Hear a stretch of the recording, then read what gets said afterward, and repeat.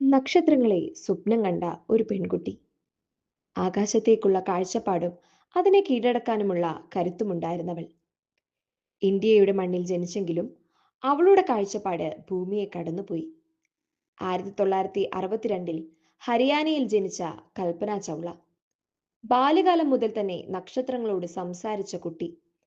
ആകാശം ഉറ്റുനോക്കി സ്വപ്നങ്ങൾ നെയ്തവൾ.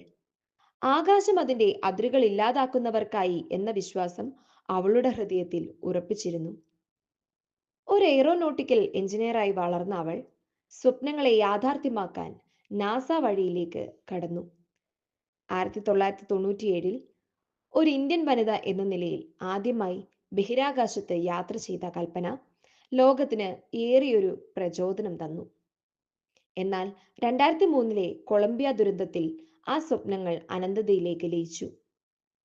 അവളുടെ ജീവിതം ഒരു സന്ദേശം നൽകുന്നു. സ്വപ്നങ്ങൾ വലിയവയാകട്ടെ, ആകാശം പോലും അതിനപ്പുറമാണെന്ന് ഉറപ്പിക്കുക. ഇന്ന് കൽപ്പന ചൗളയുടെ ജീവിതം അനേകർക്ക് പ്രചോദനമാണ്. അവർ മരിച്ചില്ല, മറിച്ച് അനന്തതയുടെ ഒരു ഭാഗമായി മാറി. 2003 ഫെബ്രുവരി 1 ഒരു ദുഃഖകരമായ ദിനം. മനുഷ്യന്റെ ബഹിരാകാശ വിസ്മയത്തിനും ശാസ്ത്രപ്രഗതിക്കും ഒരു തിരിച്ചടിയായ ഒരു ദാരുണ അപകടം. കൽപ്പന ചൗളയും കൂട്ടരും സഞ്ചരിച്ച കൊളംബിയ സ്പേസ് ഷട്ടിൽ ഭൂമിയിലേക്ക് മടങ്ങുന്നതിനിടയിൽ ഇടിഞ്ഞു വീണു.